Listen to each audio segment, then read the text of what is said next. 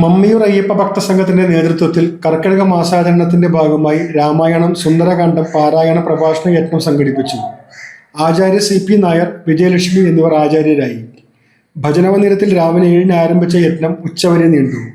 President Aravindan Pallath, secretary P Sunilkumar, മുൻ president Anilkumar Chirakkal, Rajagopalan Mullath, P Anilkumar, Ramachandran Chirakkal, Sethumadhavan Pallath, Unnikrishnan Pallath, O Ratheesh, Radhakrishnan Kaippada, BA Santhosh തുടങ്ങിയവർ നേതൃത്വം നൽകി.